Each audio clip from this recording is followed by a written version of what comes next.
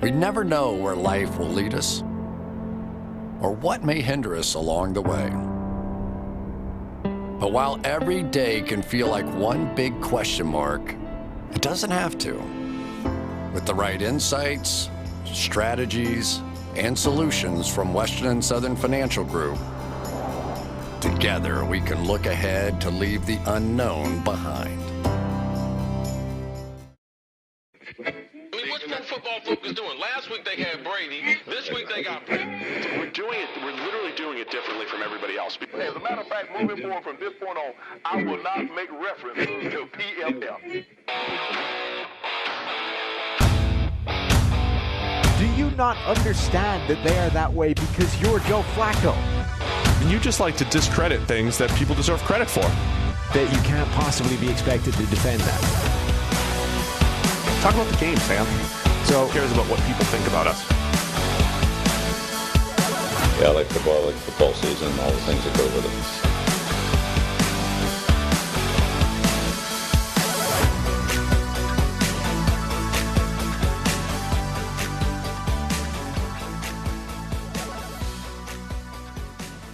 it. Welcome into the PFF NFL podcast. Steve Palazzolo with Sam Monson previewing all of the Week 18 action. Sam, that's right. They're making us work an extra week this year. It's happened. This is it. Yeah, I mean, I don't know about you, but I work all the weeks of the year. Well, vacation, I guess. But yeah, me too. We were already working this week. We're just doing different work. Different work. Okay, fine. It's just another week for us, and it is it's playoff scenario week. This is one of my favorites, because I just get to read all of the scenarios. Great. That's what we're going to do today. Perfect. Ready for it? Yeah, outstanding. I'm sure that's the kind of teaser that's going to keep everyone around on the show. Everyone stick around with us live on YouTube. We'll go through all the scenarios. We've got number one seeds at stake in the AFC. We've got playoff spots available. Everything's happening. How did Eric do on the show yesterday? I let him do the in-person replacement. Yeah, for yesterday. It's not for me to say. You know, the audience feedback I think was pretty good. People in the chat were loving it. The ones that weren't trying to start a full-blown COVID debate. It seemed successful. I thought it went well.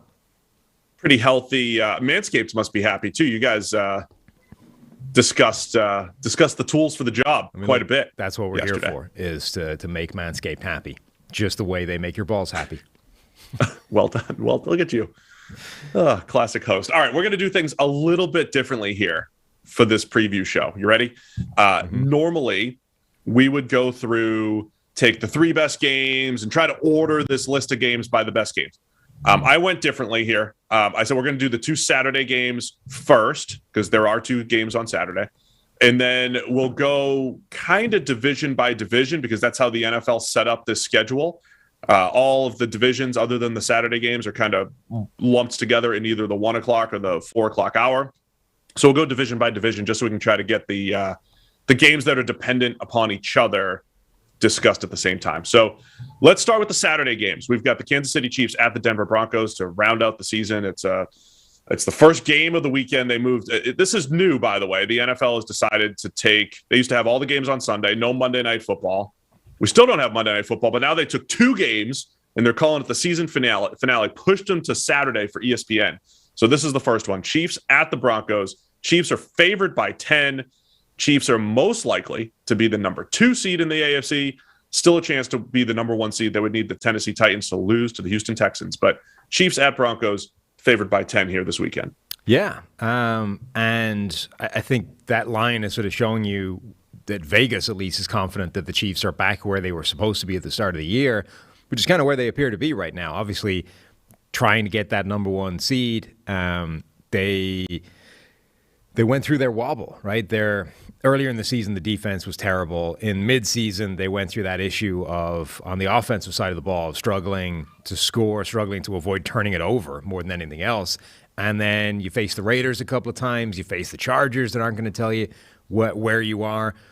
And it does kind of seem like simply getting back on track, whether or not it was on easy mode or not, getting back in the groove seems to have fixed a lot of their ills. And that I think right now, even if Denver rolled out there and they played, a ton of too high shells and they gave them the kind of defense that were causing them issues early in the year, I don't know that you're going to see the same problems from Kansas City. I think they're still worse against that style of defense.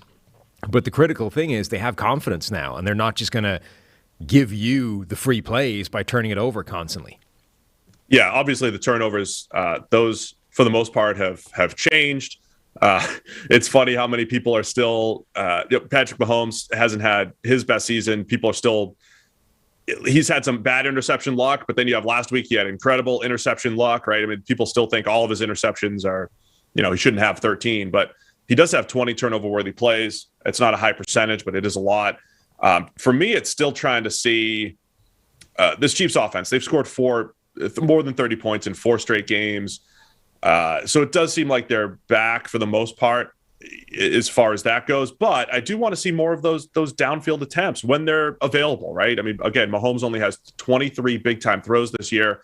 And not that that's the only way to win, but if you did look back at the season at a macro level, you would say that would be the thing that's missing. And again, it's not because you have to just, chuck it down the field and force it, but that's the thing that's missing from this Kansas City offense. And that's the thing that was missing when they went through that lull where they weren't creating big plays. And Tyreek Hill was like a 9 yards per reception type of guy when he should be averaging like 16 or 17 unless you throw too many dump offs to him. So, again, it's just another time to see if the Chiefs are how they're feeling going into the playoffs. And it's going to be weird. Right now, we're on track to see Patrick Mahomes playing for the first time ever in the wild card round, as they did have the number 1 seed last year. And looks like they'll be playing in the wild card round. Yeah, the Mahomes interceptions to turnover-worthy plays kind of ratio or relationship is just weird. It's not that he's been unduly unlucky this year because, like I said, 13 picks, 20 turnover-worthy plays. That's kind of about right. Like that's actually fairly middle of the road for where quarterbacks exist. But almost none of his interceptions have been turnover-worthy plays, and almost none of his turnover-worthy plays have been interceptions. Like they are existing almost in a completely independent plane this year. Every time Mahomes throws a pick, it tends to be like bounced off the hands of his receivers, and every time he throws the ball straight to a defender, it's dropped. So he's been both incredibly lucky and unlucky at the same time, and it's basically netting out to like exactly where it's supposed to be statistically. Yeah, completely agree. That's just where it is. One of our challenges here, Sam, is to figure out who is playing football this weekend. Oh God, yeah. There's no clean answer here. There's a lot of COVID stuff happening. There's late season injuries where guys are just getting shut down and rested. But overall, I think Chiefs they're a better team than the Broncos. The 10-point spread, they're playing for something. Even though it's in Denver, I do like the Chiefs to win and cover here and make a statement and then root for the Texans on Sunday. Make a statement and then root for the Texans. If that doesn't scream, end of the season, nothing will. I think I definitely obviously like Kansas City to win the game. They are the better team. They have something to play for. There's no reason they shouldn't win it. But I am curious to see, what this Denver team can do on offense. Like, they held Kansas City relatively quiet last time. This was sort of in the middle of getting fixed, right? They played the Raiders, they played the Chargers, they played Denver, and they scored 22, but one of those was a pick six, right? Their offense itself didn't actually put up a ton of points. So I think I like Denver to keep this closer, I think, than the spread. You like Denver to cover here? Yeah. All right, we got Drew Lock again as well. Look, don't muddy the water with telling me that Drew Lock is going to be the quarterback. Is this the first time you've ever bet on Drew Lock? Probably. All right. So Sam's taking Denver to cover the 10. I'll take Kansas City to win and cover. The second Saturday game, Dallas Cowboys at the Philadelphia Eagles. The Cowboys are favored by 7 against a fellow playoff team here. The Eagles are already in. Dallas is kind of fighting for playoff seeding, potentially. Looks like they're most likely to play either the Cardinals or the Rams when it comes to the playoffs. But the Cowboys already have the NFC East locked up, and they're most likely going to be rematched against the Cardinals, who beat them last week. So the Cowboys, this is, how we always say, hey, you want to get hot going into the playoffs and all that stuff. it did seem like the Cowboys were trending, right? Like the Cowboys were hot last week. The Cardinals were trending in the wrong direction. Didn't matter. Cardinals beat the Cowboys on the road. So I don't know how much any of this stuff actually matters, but I'm sure if you're the Cowboys, you'd like to, go out with a win here, hurt your division rival, even though there's not really a ton on the line here in the Cowboys-Eagles game. Yeah, there isn't. I think this will be interesting, though, because we get a little bit of a glimpse of what Philadelphia can bring to the table as that spoiler team heading into the playoffs. Like, that's been kind of the narrative along for the number of weeks now, that Philadelphia, San Francisco, Indianapolis, there's a few of these teams out there that are built slightly differently from most everybody else in the playoffs and might not be as good, but can really play spoiler in a pretty significant way. And the reports are that Dallas are going to be playing the starters in this game, so it's not going to be a completely meaningless encounter. They still have seeding to play for. They're number 4, but they can improve as high as number 2, I think, if the Rams and Bucs lose. So I think you're going to get an idea of how dangerous this Philadelphia team can be. Like, if they roll out there and that ground game is as good as ever and Jalen Hurts can make a few plays and they really scare Dallas or even, beat them, then like the narrative is fulfilled. Like, this is this Philadelphia team that nobody wants to play, or at the very least has to seriously think about in playoff time. Whereas, the Dallas team that is playing for seeding and wants to go to the Super Bowl, like there are hurdles along the way that are going to be tricky. The Dak season, trying to unpack that a little bit, clearly wasn't as good after his calf injury. Because I agree with you, like that side of the ball that you were just talking about, the Eagles offense versus the Cowboys defense, I think is probably, that's a great matchup. I mean, that's going to be awesome to watch. I still can't figure out what to make of Dak Prescott right now. It seemed like, okay, he's back on track. In week 16, they scored 1,000 points against Washington. He's got his best game in weeks. All right, they're back on track. And then last week, another grade, about 64, 2 turnover-worthy plays for Dak, no big-time throws. He now, in 3 of Dak's last 4 games, he has multiple turnover-worthy plays and no big-time throws.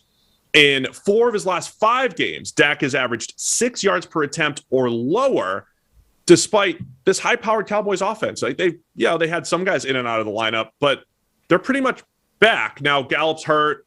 You replace him with Cedric Wilson. I think we've realized Michael Gallup's awesome. You would rather have him. I think Cedric Wilson's shown that he's been a good replacement. They have plenty of weapons. What is happening with Dak in the Dallas Cowboys offense? Because it's still the totality of the second half, I would say there's a bit of a slump here for the Cowboys in this offense. And Dak, again, wasn't great last week in a big game against the Cardinals. Yeah, he's another one of these quarterbacks that has a massive split in turnover-worthy plays earlier in the season versus late in the year. In 5 of his last 7 games, he's had multiple turnover-worthy plays. He had 1 of those in the first 10 weeks of the season, and it was week 1 against Tampa Bay. So week 1, he had 2 turnover-worthy plays and then didn't have a multiple game or a game with multiple turnover-worthy plays until week 11. And since then, he's been putting the ball in harm's way a lot more. And that's been part of why this Dallas offense has not been as devastating as it was earlier in the year. We know that the potential is there for this group to be as good as anybody in the NFL. Like, even without Michael Gallup, who I think is a significant loss, you have Cedric Wilson who can step up into a bigger role. It needs sort of reshuffling of the roles with the receivers, but in particular, Amari Cooper and CeeDee Lamb are both capable of playing all receiver positions within that offense. They can move inside and outside. They can man the position that Gallup plays within that offense and do an equally good job, I think, and leave Cedric Wilson to play more inside.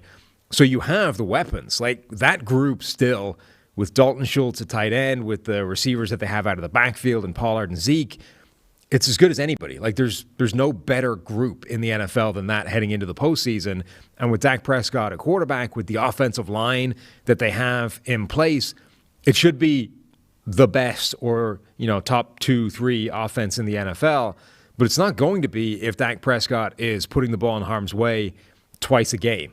Like, those are the kinds of plays that can offset a ton of production.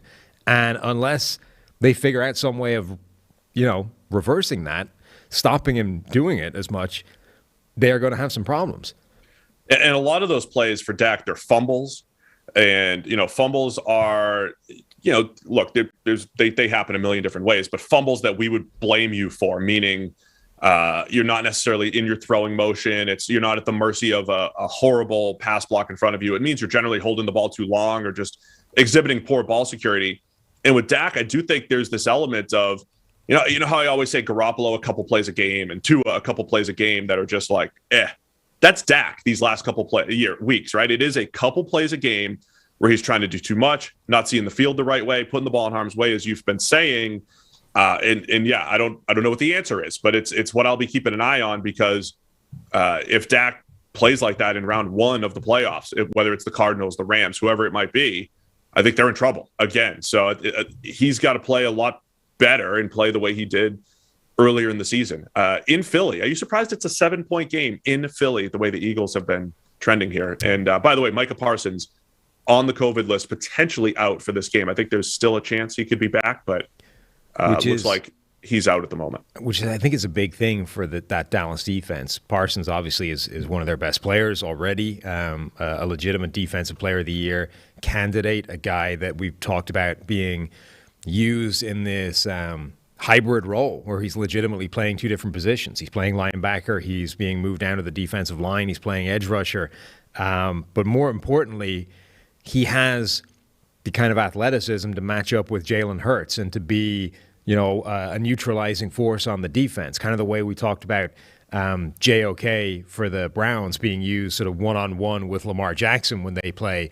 I think Micah Parsons could have a similar role and, stop Jalen Hurts getting out of the pocket and making some plays, or being able to track him down and hog tie him pretty quickly if that happens. If he's not there, it's not like they don't have good players still. Their defensive linemen are still very good. They've got weapons, but it's blunting the sharpness of that defense a lot and potentially opening up what Jalen Hurts can do with that offense. So I'm a little bit surprised the number's as big as it is, just given how awkward Philadelphia is to play, given the fact that Dallas hasn't looked themselves for a while, at least not over an extended period of time. But I think in sort of abstract terms, like, Dallas is a much better team, and therefore it's probably fair. By the way, I do think this is as much as I was talking about Dak, I think it's a get-right type of defense against Philly. It's one of those defenses, I know they were giving up 75, 80% completions earlier in the year. They still play heavy zone. That's the type of defense Dak will go out there and probably complete 75% of his passes in this game, and I think you'll feel good about that. So I think Dak plays better, but I also think 7 points is a lot. Eagles at home, the way their run game has kept them in games and won some games for them. So I'll take the Eagles getting the 7 points at home. Where are you leaning on this one? Yeah, I think so too. I just think Philadelphia is too awkward a team to get blown out by more than a touchdown. I think, and unless Dak Prescott has a game where he doesn't put the ball in harm's way as much as he has been, I think it's a closer game than 7 points. Cheers to 2022 and resolutions you can actually keep, Sam. How about upgrading your grooming routine for the new year? Our sponsors at Manscaped are here to make the ball drop into 2022 the cleanest ever. Set your first New Year's resolution with good intentions and join the 4 million men worldwide. I heard how you guys broke that down yesterday. Nearly. Almost 8 million balls. Almost 8 million, right? Almost. 4 million men worldwide have trusted Manscaped with our exclusive offer. Go to manscaped.com and use promo code PFF for 20% off plus free shipping. It's new year, new me. With the global leaders in male grooming. This year, take your grooming to the next level with their Performance Package 4.0 and brand new Ultra Premium Body Wash. Inside the Performance Package 4.0, you'll find the signature Lawnmower 4.0. The electric trimmer is designed to trim hair on loose skin. It's the advanced skin-safe technology that reduces cuts and nicks all over. It also comes equipped with a 4000K LED spotlight that will shine a light to the promised land 2022 looks to be. And the new product that needs no introduction, it's the Ultra Premium Body Wash from Manscaped. It solves all three for the perfect addition to your daily grooming routine, but in the shower. This body wash smells great too. It's cologne infused with aloe vera and sea salt to keep your skin feeling clean, nice, and moisturized. Whether your resolution is to work out more or travel to new places, be sure to travel to manscaped.com for our exclusive offer. It's 20% off and free shipping with the promo code PFF. It's over at manscaped.com. That's 20% off with free shipping. Manscaped.com. Use the code PFF. It's new year, new me in 2022 with our friends over at Manscaped. You did a good job with that yesterday. Thanks. Breaking it all down. Yeah. If you guys want to hear another Manscaped breakdown, Sam had it yesterday. Yeah. My biggest issue, I think, with the ad reads yesterday was spacing. You know, kind of dragged it out a little bit, left it a little too long, then had to kind of shoehorn them in at the end. Yeah, you gotta pace think yourself. It's easy being the host here. Gotta pace yourself. Yeah, you think it's easy doing my job here. All right, so like I said, those are the Saturday games. Let's go to the Sunday slate, and we're gonna go somewhat division by division, right? We'll try to link the stuff that matters together. So we're gonna start with the NFC South. These games are happening in the 4:00 hour. The New Orleans Saints at the Atlanta Falcons, Carolina Panthers at the Tampa Bay Bucs. The Saints are playing for their playoff lives. They need a win and a San Francisco 49ers loss to the Rams to get into the playoffs. And Carolina, Tampa Bay. We'll talk about Carolina, Tampa Bay in a minute. But Saints, Falcons, the Saints are favored by 4.5. And given everything they've gone through this year, I just saw a little bit of the breakdown. 10 offensive line combinations, 4 different starting quarterbacks, a game where 8 coaches were just in COVID protocol, all sorts of COVID issues. Drew Brees obviously retires. All of that. Saints have used more starters than anybody in NFL history, the same way the Titans have used the most players. The Saints have used the most starters in NFL history, for whatever that's worth. And here they are, 1 game away from the playoffs. All they have to do is beat the Falcons and get some help. Pretty good job by Sean Payton and company here. They've also had 2 head coaches because of the COVID issue. Yeah, it is. Sean Payton has done a really good job. And you do it's one of the what ifs of this season. Like, what would this Saints team have looked like if they'd had Jameis Winston all season long? As much as, Jameis Winston is the butt of a lot of jokes, but he's obviously better than Trevor Siemian and Ian Book, and he brings a lot more to the table from a passing point of view than Taysom Hill, though obviously Taysom Hill brings his unique kind of skill set in terms of what he brings in the run game, all that kind of stuff. But this team was not bad with Jameis Winston at quarterback, and their defense is nasty. It's capable of causing some real problems. They're our 3rd-ranked defense in terms of the PFF power rankings. If they had a quarterback all season long that you were confident in, this would have been a really interesting team. And they were the team that looked like they had the top wild card spot locked up for a long time in the NFC before things spiraled out of control and the quarterback situation went to hell. So I think they're a better team than Atlanta, but the Falcons have a group of those unique playmakers that makes them interesting to watch every week. Yeah, and I keep coming back to, I know that the offensive line has had some issues, and we have commended the Eagles for pivoting to the type of offense that they have, which is featuring the offensive line, featuring the run game, Jalen Hurts' rushing ability. Maybe it hasn't been as easy for the Saints to do that given the injuries that they've had up front. But if they're going to do any kind of damage in the playoffs, don't you think this week and beyond, that has to be the way, right? It has to be Taysom winning the numbers game at the line of scrimmage, shortening the game with the rushing attack, and then hitting a few, even if it's not a few throws over the top, but working the pass game off of that. I think that's the Saints' best bet, because clearly we're just not seeing enough efficiency from Taysom through the air, that I think relying on the run game a little bit more is probably the play here for the Saints. Yeah, it's a weird offense to try and craft, because even if Taysom Hill was playing, really well and giving you hitting all of his throws, hitting all the throws you were attempting, the receivers aren't good enough for you to actually take advantage of that. Marquez Callaway last week made a few really nice catches, but he was sort of alternating between really nice catch, drop, really nice catch, drop. And this offense is not efficient enough when that's happening to get to live with mistakes. So it does feel like you need to do something, kind of like the Baltimore Ravens the first year Lamar Jackson was at quarterback, where everything is run heavy, and then when you're passing off the back of it, you're taking a deep shot and you're trying to make something huge happen and pick up 50 yards at a time, but they don't really have the receivers for that. are you taking every one of those shots to, somebody like Harris?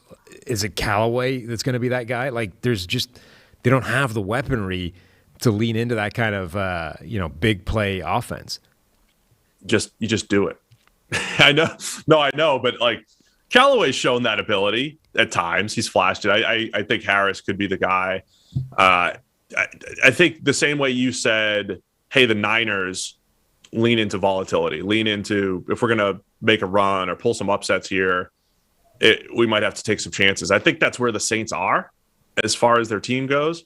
And then the defense is legit, right? The defense, as much as any other D in the league, is capable of playing those shutdown games, and they'll be relied upon here. Great pass rush. Cameron Jordan playing really well in recent weeks. I think they'll get some pressure up front against the Falcons.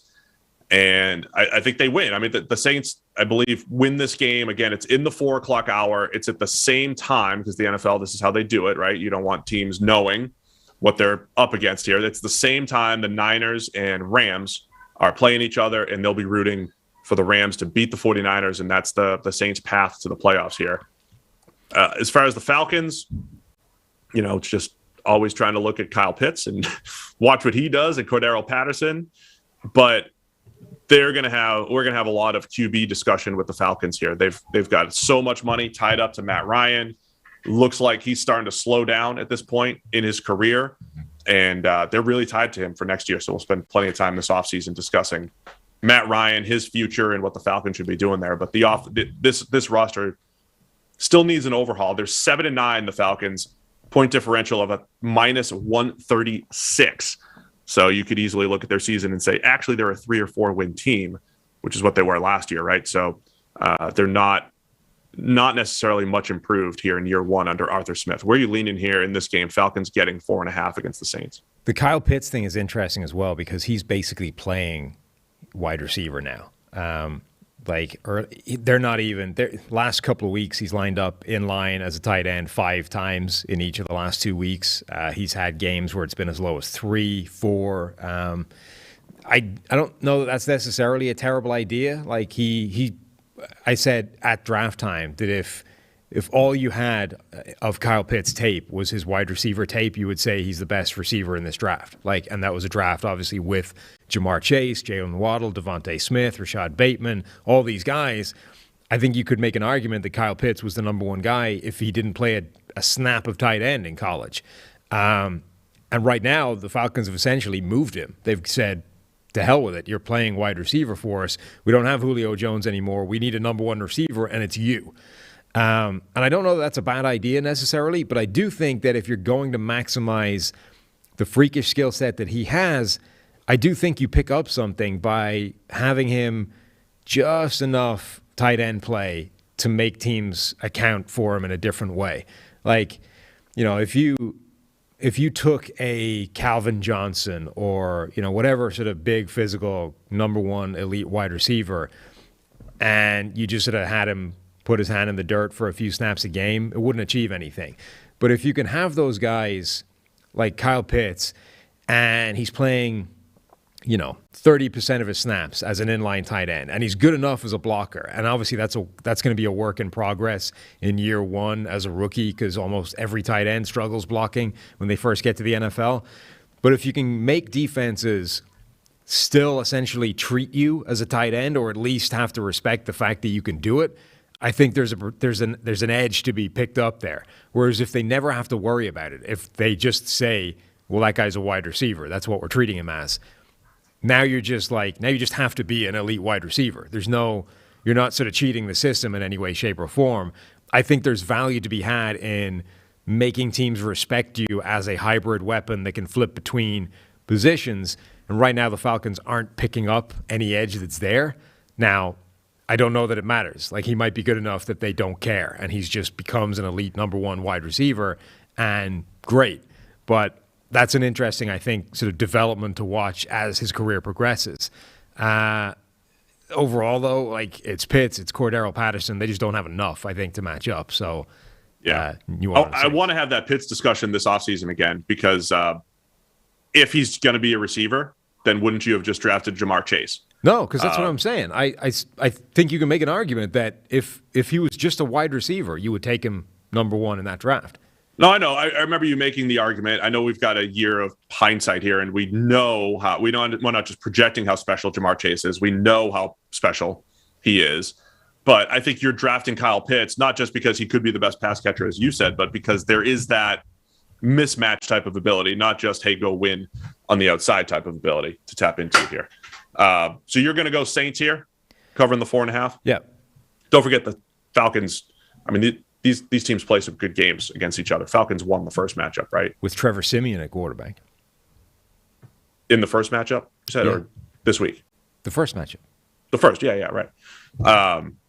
4.5. I'll take the Saints to cover this thing because they're playing for the playoff lives. That's going to be my trend here, right? The teams that are playing for something, are going to win.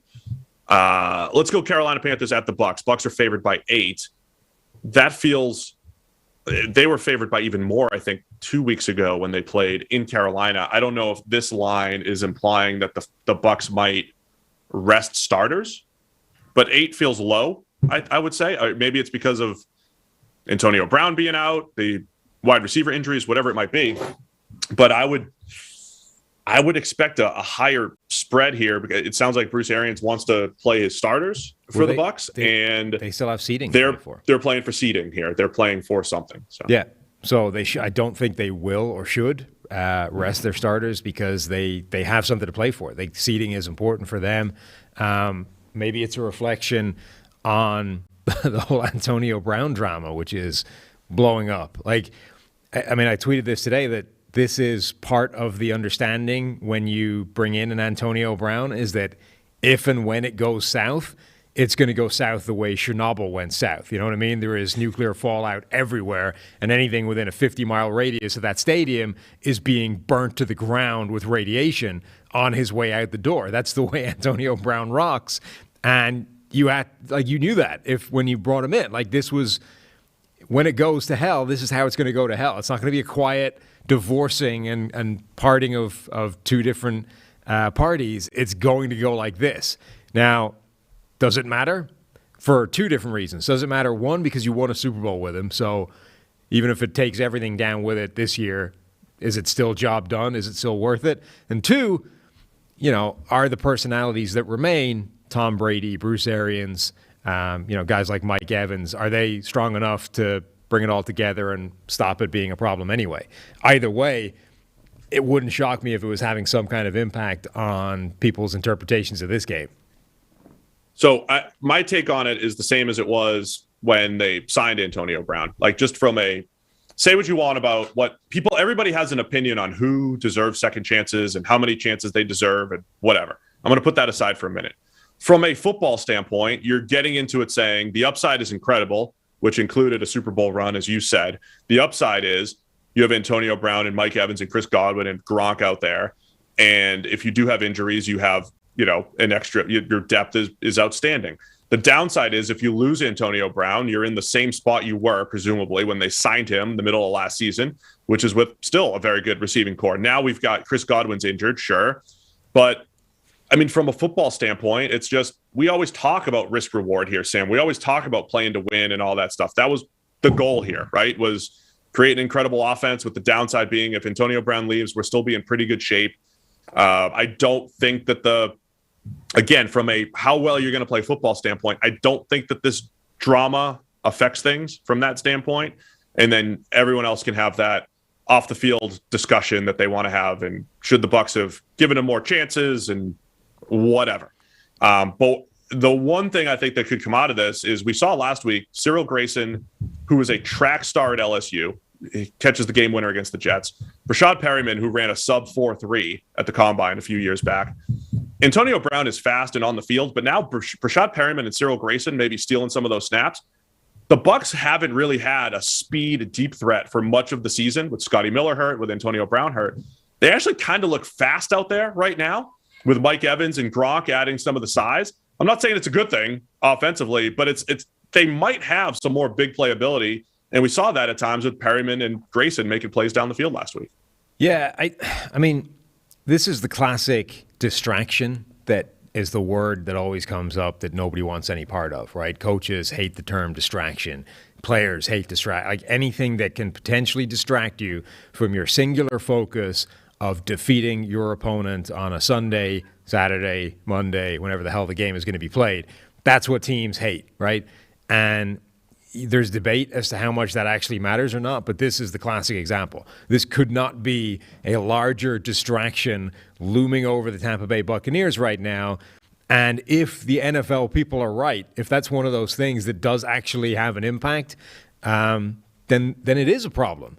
If it's just one of those things that they say or they feel, but is like doesn't ever translate to, on the field, is essentially undetectable, and it's just something that lives in their brains, like momentum, or those types of things. Like if it's one of those things, then who cares? Yeah, it's a pain in the ass. It's a distraction. You have to spend all this week talking about Antonio Brown, not the Carolina Panthers or the playoffs. But if it doesn't matter, then it doesn't matter. It's an interesting referendum on, what is a distraction? Is it actually a problem that's going to derail things, or is it just something you have to get by and it's a pain in the ass to get through? But once you suit everything up on Sunday, it doesn't have any effect anymore. Yeah, that'll definitely be interesting to see. I think, again, the Bucs are playing for playoff seeding, and they could be as high as the number 2 seed. They could be as low as the number 4 seed, I believe. And, they're just, fighting for more playoff games, basically, throughout the playoffs. Panthers, it looks like Stephon Gilmore might not be able to go. Sam Darnold back out there after a dud again last week. Right. So that's why I think the Bucs defense, even though they have some injuries there and they're hoping to get some guys back for the playoffs, I like the Bucs here to cover more than 8 because, again, they're playing for something. Darnold's not playing well, and I think the Bucs are going to play their starters. And Tom Brady's the MVP, as I wrote on PFF.com. The most valuable player in the NFL per PFF, wins above replacement. Go check out the article at PFF.com. Stated the case for Brady. I'll take Tampa Bay to cover the 8. Yeah, this is an 8-point line, and if you go if you go and look at PFF's data, whether it's the power rankings page or if you go along the top of the website, you'll see each individual game. You can click in. There's a ton of data on each matchup. The quarterback comparison widget or tile shows you that data point that we have. That is, how much is each quarterback worth to the Vegas point spread if they were out and they had to be replaced by a replacement level player. The difference between these two quarterbacks, Sam Darnold and Tom Brady, is 7 of the 8 points on this point spread, right? So Brady alone is worth 7 of those points. Now you're looking at the rest of the roster top to bottom and saying, is Tampa Bay right now, shooting for playoff seeding, 1 point better than the Carolina Panthers? Yes, they are. Therefore, they should cover that line. You want a chance to win the ultimate game day feast? Whether it's football success or financial savvy, winning starts with asking us questions. Would you like to know what it's like behind the scenes with Al on Sunday Night Football? What about a need to know for your financial future? Western and Southern is teaming up with PFF's Chris Collinsworth, our guy, to share insights that can help you put you ahead for both your fantasy and financial scoreboards. Every submission earns you a chance to win the ultimate feast to celebrate football's favorite Sunday. We'll cover your catering for up to $2,500, coordinate your order from a restaurant near you, and have it delivered on February 13th, 2022. It's a big day with a big game, Sam.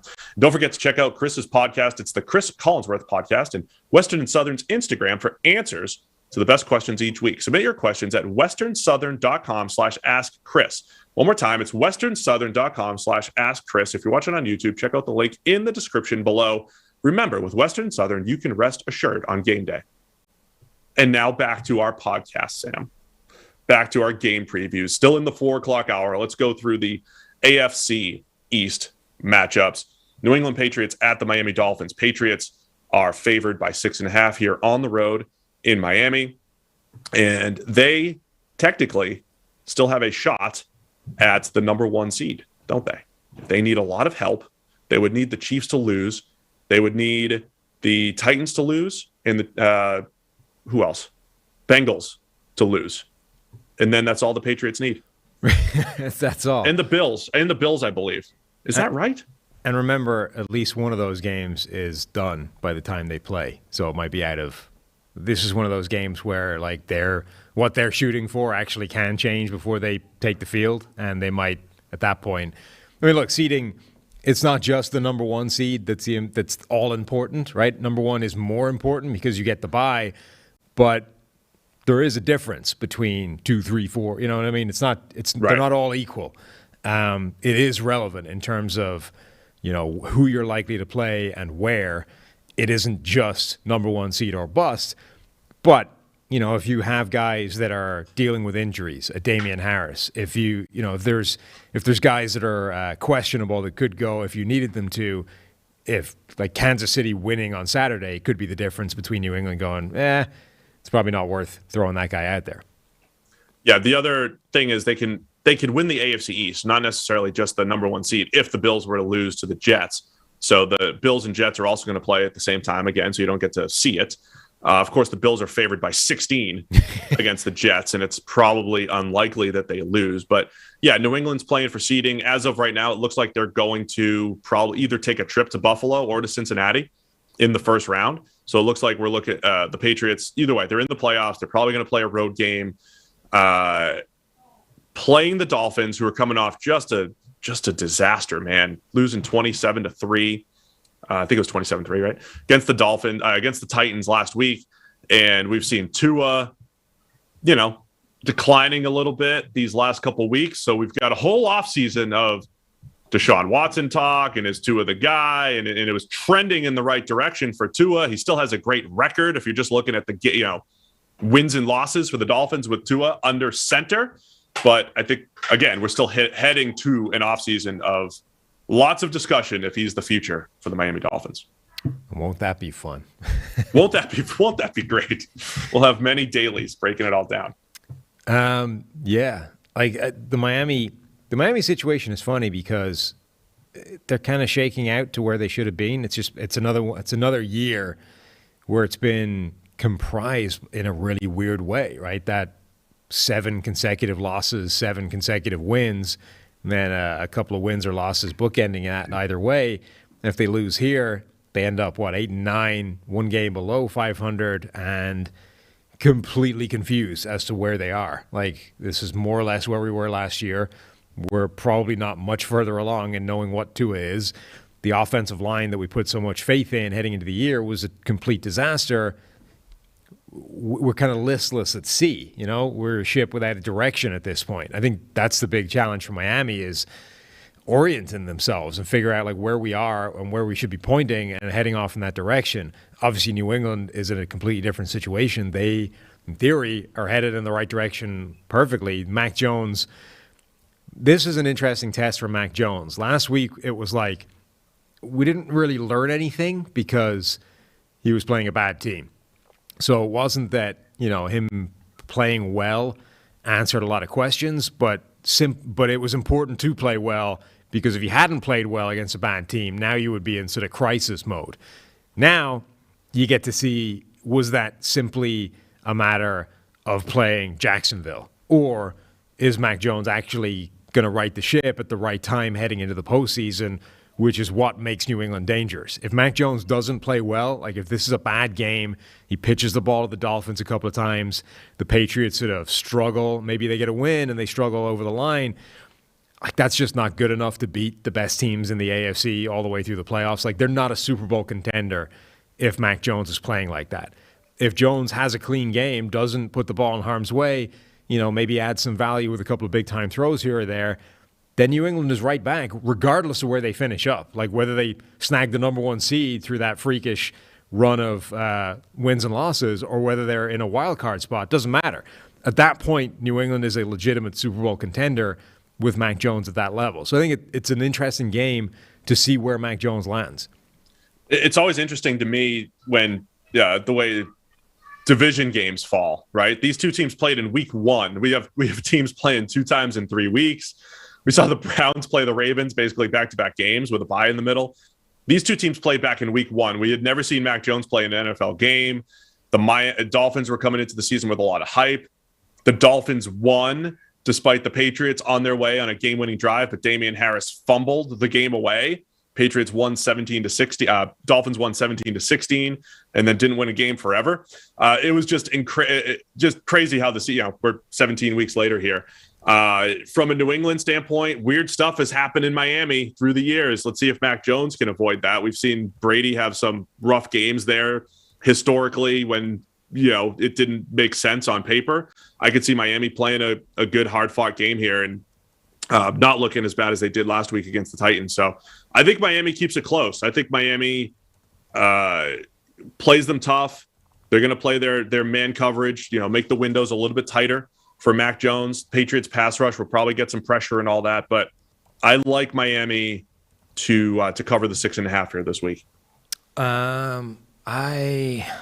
Under the guise of weird stuff happens in Miami for the Patriots. I think the Patriots have been good at beating the teams they're supposed to beat more or less this year, and they have something to play for. I like New England to win, and I guess cover that line, even though I don't love it. All right, Sam, we've hit the final week of the pro football regular season. College football is headed into the national championship. DraftKings Sportsbook has an unbelievable offer to get all fans in on the action for this exciting time on the football calendar. New customers can bet just $5 on any football team to win their game, and if they do, you win $200 in free bets. So let's wind down the season. You got one more chance here at a big win. If Sportsbook isn't yet available in your state, you can still find your way to the winner's circle. Everyone can play for huge cash prizes with DraftKings Daily Fantasy Football Contest. And DraftKings is giving all new customers a free shot at millions of dollars in total prizes with their first deposit. So download the DraftKings Sportsbook app now. Use the promo code PFF. Bet just $5 on any football team, college or pro, and win $200 in free bets if they're victorious. It's promo code PFF this week at DraftKings Sportsbook. You must be 21 or older in New Jersey, Indiana, or Pennsylvania. Only new customers only. Minimum $5 deposit, $1 wager required. One per customer. Restrictions apply. See DraftKings.com/sportsbook for details. Gambling problem? Call 1-800-GAMBLER. All right, we can definitely get through some of these games a little bit quicker than others, right? Some of the games at the end really mean nothing. Jets getting 16 points here at the Buffalo Bills. I thought we mentioned on the review podcast, Zach Wilson looked a lot better last week. I mean, if you're a Jets fan, all you're looking for is Wilson and development and some of the arm talent showing up. There were a couple throws last week, zipping a dig route over the middle and another pass over the middle that was perfect up and away from cover, down and away from coverage, really. But it's not perfect, but Wilson playing a cleaner brand of football, that's all you can ask for. I think if you're a Jets fan, the run game got going a little bit as well up front. So some positives coming out of New York. And if you're Buffalo, this is your chance to win the AFC East for the second straight year. As 16-point favorites, I'm expecting Buffalo to win this thing for sure. Yeah, and kind of not rescue the season for them, but they were expected to take this division easily this season. And all of a sudden, losing to a couple of teams, the Colts, the Patriots, it looked like that was slipping away from them, and New England was going to claim it, grab the division back, maybe even get the number one overall seed. Buffalo reclaiming that spot as, no, we are the best team in the AFC East, and we're the team that expects to challenge for a Super Bowl, I think is legitimate for them. Like, that's in a way, it's this is a routine, just take care of business game against the Jets, but I think that would be a real confidence boost for them. Like, securing the spot that they were supposed to have at the start of the season, I think would be a material difference for Buffalo versus getting into the playoffs, but having had the division taken away from you and having to do it the hard way if you're going to go the distance. So I do expect Buffalo to play, like they have to put this game away and really take it to the Jets. And then it's a case of, like, can any of the things that we saw that were good from the Jets last week or the last couple of weeks, can they happen again against a Buffalo team that is still an elite defense and an elite pass defense, even without Tre'Davious White and, rolling. Obviously this line is a monster line for a reason. Buffalo is a significantly better team than the Jets, but I also think they've got way more to play for and are going to be more motivated than the Jets. What a weird season for the Bills. They've got the best point differential in the NFL.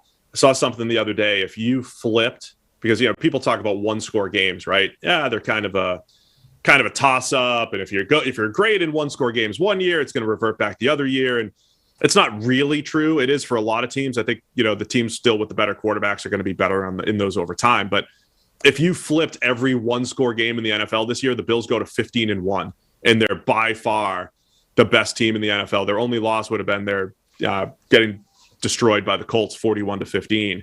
But, losing by 3 to the Titans, by 3 to the Jaguars, by 4 to the Patriots, by 6 to the Bucs. I mean, there's a lot of close games in there. And then there's all these other games where the Bills were favored by more than 2 touchdowns or about 2 touchdowns like they are this week and still covering. So much like you said, the Patriots have taken care of business against bad teams. The Bills didn't against the Jaguars, but other than that, they've not only taken care of bad teams, but they've beaten them pretty handily. So I'll expect more of the same here. And it's to clinch the AFC East, which looked like it was slipping away a few weeks ago, as you laid out. And I think the Bills will cover the 16 and be hosting a playoff game next week in Buffalo. Yes. Yeah. Yes. Mm-hmm. Bills. What else do we have to say? I mean, that's it. That's all you need in that game. This one's a little bit better, this game. San Francisco 49ers at the Los Angeles Rams. Another game in that 4 o'clock hour, so we'll get into the NFC West games right now. Niners need to win, and they're in. They have owned the Rams in recent matchups here. This has been Sean McVay's kryptonite, his friend Kyle Shanahan. The Rams are still favored, though, by 4.5, and the NFC West division title is on the line. The Rams can win it. All they have to do is win. They don't need any help from Arizona. So where are you leaning in this game? 49ers and Rams, or what are you looking for? Yeah, 5 straight wins, right, for the 49ers over the Rams, despite the Rams being, the better side overall for most of that time, it's pretty interesting, actually. I don't know that, I know that these historical long winding records mean an awful lot, but I think when sort of most things are still there, like Kyle Shanahan versus Sean McVay, generally speaking, a lot of those components are the same. I think that is probably meaningful. Like the fact that the Rams have been a much better side for a lot of that time, and yet the 49ers are on a 5-game streak against them, I think probably does matter to a degree. So this is not a side that the Rams are particularly in love with playing. And, we talked before about how this 49ers team is built to be a pain in the ass for everybody, because regardless of how well you match up with them schematically, nobody matches up well with George Kittle and Deebo Samuel and Kyle Juszczyk and Brandon Ayuk. These are freaky, unique athletes that you can't replicate. You can't fake a Deebo Samuel in practice, right? There's no guy you have in the practice squad that moves the same way or has the same capacity to run receiver routes and then immediately turn into a running back once the ball's in his hands and start busting through tackles everywhere. Similarly, George Kittle, you don't have a guy that can do what he can do. It becomes more interesting with the 49ers question of quarterback, the Jimmy Garoppolo, Trey Lance. Last week we saw the sort of high variance of Trey Lance. He, I think, looked better than he did in preseason or earlier in the year, but he's still going to put the ball in harm's way. That's going to be a process. There was a couple of mistakes in there. One was a misread. One was a kind of just being too aggressive, too confident in what you can do at this level. And that's going to give the opposing defense opportunities. On the other hand, Matthew Stafford has been giving the defense opportunities left, right, and center as well. So this is a really interesting game for, a game we could see again in the postseason. Do you think your friend Dan Orlovsky is concerned with Matthew Stafford's turnovers? Not at all. Not concerned in the slightest. He's not concerned. He says he's not concerned about Matthew Stafford's turnovers. I won't get into it. But it's potentially a concern. I was asked today if the Cowboys are trending toward probably playing the Rams and the Cardinals. Who would you rather play? I'm still, even though the Cardinals bounced back, had a great game, I do think the Rams high end, when Stafford plays well, what they're capable of doing defensively, Cooper Kupp being uncoverable and going after this receiving yards record, which the record book is closed, Sam. We closed the record book after week 17. There are no records being broken this weekend. I will ignore them. But I do think the Rams are a little bit more dangerous than the Cardinals. But, man, this matchup, though, it's going to be another one of those great test cases for how much does it matter, right? Like when the Bucs play the Saints, the matchup, it's just the Saints just have the Bucs number. Does this matter this long into the 5 straight wins here, no matter what the Rams are constructed like, the Niners just seem to have their number. I think it's a factor because of the way the 49ers play football against this Rams defense. Yeah, and look, people kind of whinged that I didn't give enough credit to Matthew Stafford for the comeback against Baltimore, right? Putting out the fire that he started in the first place. He didn't miss a pass, and that was in the second half, was pretty much flawless after he'd pitched the ball to the defense a couple of times.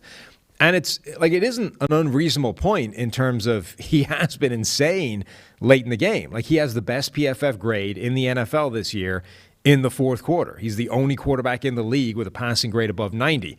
His passer rating in the fourth quarter is like 126 or something insane. If you get to the fourth quarter with the game on the line or in touching distance or, in a good spot, Stafford is a great quarterback to have. The problem is, have you already thrown it away at that point? Like, has Stafford already pitched the ball to the defense, put up 7 points for them, giving them another turnover, and suddenly you're in a 10-point hole? That, I think, is the big concern for them. And against the 49ers, it's a legit problem. They are a team that's very difficult to stop, and if you are down in the fourth quarter, they're a team capable of just chewing up a great chunk of that clock. So the Rams' fortunes kind of rely on, stop throwing the game away to then try and rescue it. Like, if just get to the point where the game is close, don't give them opportunities. Last matchup got out of hand quickly because the Niners started the game, and we talk about this quite often, right? That team that can chew clock, and you just mentioned it. That's what the Niners did to start the game. Big, long drive.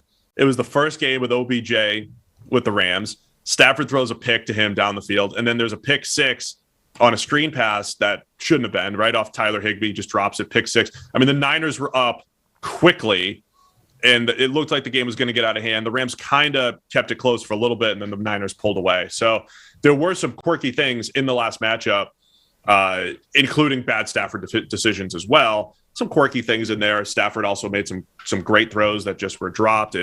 Everything that we would say should have happened kind of like went the opposite in that particular game. But I'm liking the Niners, man. I'm liking the way they're trending. I'm liking the way they're playing football as far as the offense goes. We keep mentioning that. Jimmy Garoppolo did practice on Wednesday. He had a throwing session that supposedly went well on Tuesday. So the fact that he's even throwing, he wasn't really doing a ton last week, but the fact that he's even throwing this week makes me think Jimmy G is going to be the starter. We had a whole PFF NFL Daily breaking down that discussion, Jimmy G versus Trey Lance. My final conclusion was, yeah, let's roll with Jimmy G, but why not put Trey Lance out there a little bit more? Put him in the red zone, the place where Jimmy G, last time we saw him on Thursday Night Football, throws a red zone interception to Jackrabbit against the Tennessee Titans. Why don't we let's just lose those plays and get Trey Lance as the red zone quarterback? If the Niners want to go on a run here, that might be the path. And this might be the week we see it. Jimmy G and Trey Lance, 2 QB system, keep the entire NFC off balance here. This would be, a win for the 49ers would be really fascinating in this whole dynamic. Like, if they roll into the playoffs where these two teams could face each other again and they're on a 6-game win streak against Sean McVay's Rams, like, can you imagine where the Rams' headspace would be if they meet again in the playoffs? Yeah, and I think that's what I can't find a clean scenario breakdown there. But if the Rams lose, they're either the 3 or the 4 seed. And if they're the 3 seed, the Niners would be the 6 seed. If the Niners win, they're number 6. And it would be Rams 49ers next week, just like we had. I think last year we had week 17 and wild card round, right? Rams Seahawks. We had back-to-back weeks where they matched up. So I think we could definitely see this matchup a third time. Obviously, if the Niners would have to win for that to happen. The Niners can also get in, of course, if the Saints lose. That's what they're rooting for. But again, it's all happening at the same time here in the 4 o'clock hour. So, yeah, I think from a matchup standpoint, I don't think the Rams want the Niners. So I think they want to make sure they win and don't have to see them. I'll take the Niners, though, to cover the 4.5 and maybe even pull off this upset again here. I'll take them to pull the upset again in L.A. Niners win, go to the playoffs. Where are you going? It's definitely possible for them to meet again. Like, I just swapped around some games in the simulation. the individual simulation. Your sim is, it's starting to become just reality here. You don't have much to That's what I'm change. saying. Anymore. I know. But they would need. I just started messing with some games. If they shift, if Philadelphia wins, if Seattle wins, and if the 49ers win, the Rams and the Seahawks, or the Rams and the 49ers rather, are playing number 3 seed versus number 6 seed. 3 versus that would be a great matchup. And Bucs again still have that chance at the number 2 seed. They're battling the Rams, so they'd be rooting for the Niners if they want to get that better seed and have home field advantage all the way through the NFC Championship. That's what's on the line here for the Rams, for the Bucs in this battle this week. So who are you going to take to cover this thing? I'll take the 49ers to cover that. I mean, all right, I we're think both this going is to take the Niners, and we're leaning into this trend and this recency bias or recent history. Seattle Seahawks at the Arizona Cardinals. This means a little bit less. Cardinals by 6.5. They could still win the division though, right? So I don't mean it means less. It just means less for Seattle. But the Cardinals, I believe, win the division, right? If they win and the Rams lose. So they're rooting for the Niners this week. And the Cardinals are favored by 6.5. And my question mark is this Russ's last game in Seattle. With Seattle on the road here against Arizona. Could well be. That's a question that seems to be getting asked a lot more than it has in the past. Like, there have been discussions about Russell Wilson and Seattle moving in different directions, but now it's almost getting that Big Ben treatment of, oh, this was Russ's last game. This is it. It's not going to be anymore. Like the future is going to be different. So maybe it is. I mean, we've made this point that if Russell Wilson was genuinely unhappy last offseason, nothing that's happened in the last however many months has helped that, right? The offensive line, the protection is worse. The play calling hasn't gotten any better. He's got injured for the first time. The team overall has gotten a lot worse. So if you were at all unhappy last year, you're more unhappy now. And I think there's a very real chance that there is some kind of divorce in the offseason. So, yeah, like Russell Wilson and the Seahawks, they don't want to go out like this. Like, this is a crappy season for them. They've been exposed as a not a very good team that was being carried by Russell Wilson. If he hasn't played at his best, he's not able to carry what the team is right now. I don't think they want to go out like that. I think they'll definitely show up and try and give Arizona a game. I don't think just the fact that it doesn't really count for them is going to be a problem. But like, you're up against a team that is very good. So one thing to keep an eye on here, the Kyler Murray for the Cardinals, he's big-time throws left and right these last couple weeks. Seattle's done a pretty good job of avoiding big plays. I still don't think their defense is great. They've maybe played a little bit better than I had anticipated this year. But again, how much is that dependent on who you're playing?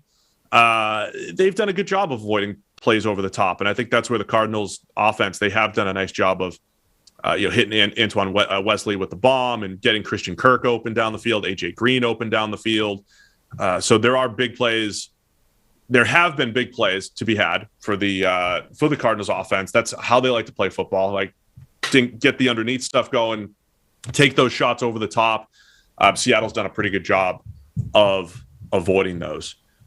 Russell Wilson against this Arizona defense, man, they continue to just do some really cool stuff. They just flood the field with their athletic linebackers and defensive backs and create havoc. There was a great play last week where they disguised into cover 2 and Dak just didn't have a receiver. And it wasn't just Dak not having a receiver, but the receivers, they basically had a call to handle that zero blitz, which is a whole bunch of go routes. And once they pivoted to cover 2, it's like, well, those go balls aren't going anywhere. So Dak had nowhere to go. He ends up taking a sack. The Cardinal, to me, that just exemplifies what's happening in Arizona with that defense. It's athletic, middle of the field linebackers and safeties, and they help protect their corners. They create that indecision for opposing quarterbacks. So that's what I'll be interested to see.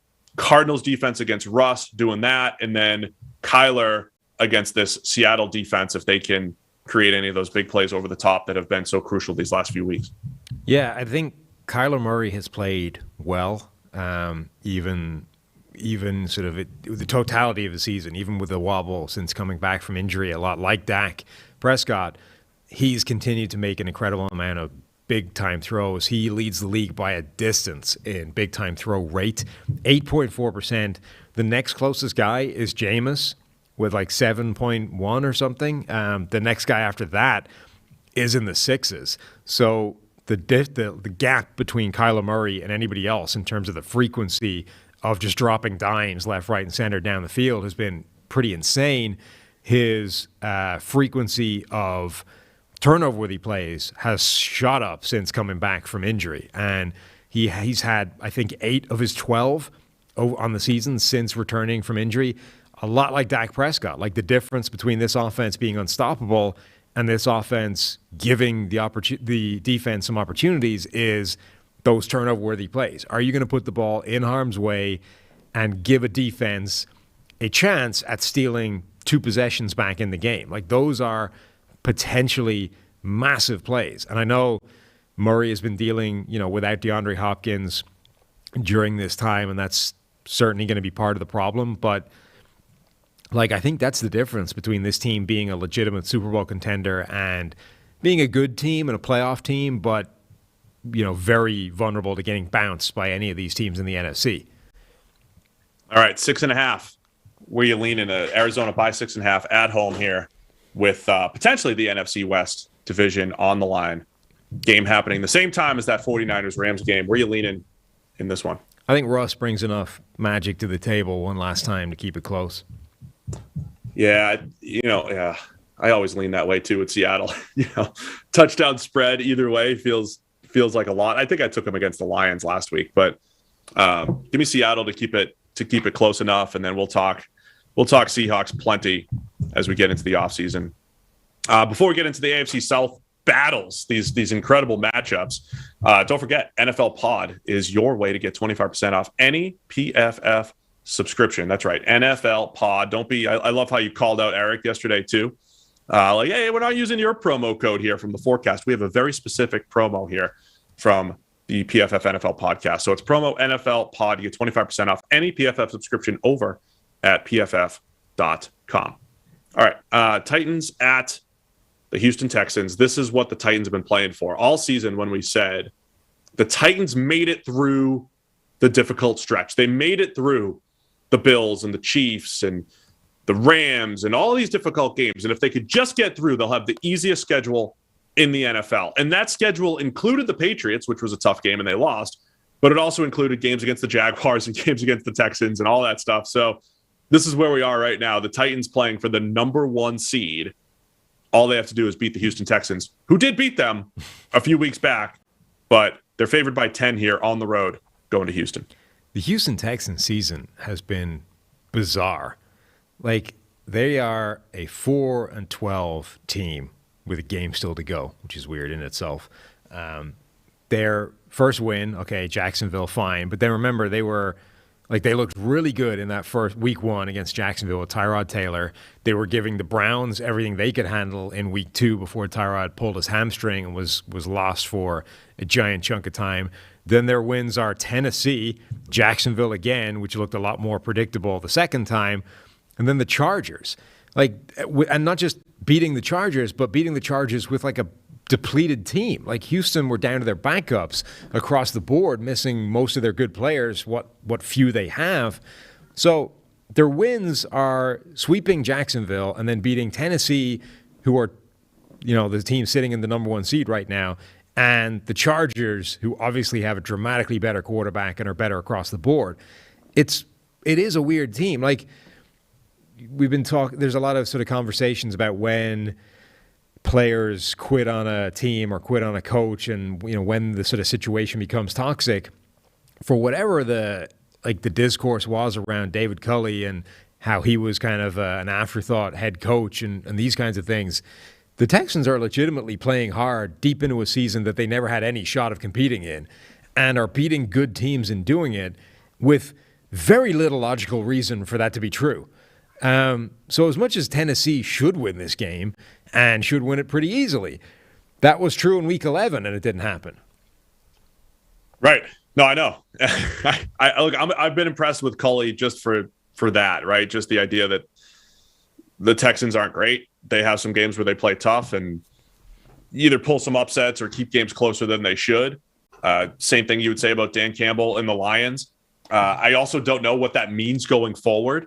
How much making a bad team play hard for, however long, if that means anything when you're actually rebuilding the roster. But I thought Culley did feel like an afterthought pick, and he's going to be back, right? I mean, he should be back and have the opportunity to rebuild this Texans team with Nick Caserio. So I'm just very impressed with Mike Vrabel.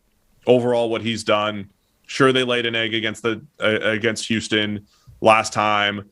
But the other thing, too, how fluky was that Pittsburgh game a few weeks ago? We talked about the 3 fumbles and 10 plays. And Tennessee, even though they're not the flashiest across the board, they've just been a very good team the majority of the season. And our friend Ramon Foster, who I do the Tennessee radio with every week, he was calling you out. He's like, why are you, Sam, choosing violence, picking the Titans like 8th or something like that? Is that what it was? And among playoff teams? Yep. Just not believing.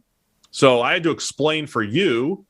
And it's probably just because Tannehill doesn't have the flash, right? They don't have the flash. They haven't had the dudes all year. They've just flown under the radar. How are they doing it? I don't know. They've got a pretty good defensive line. They've got an excellent secondary. But the revolving door of players has been good, and Vrabel's been that glue piece, which I think is valuable and huge.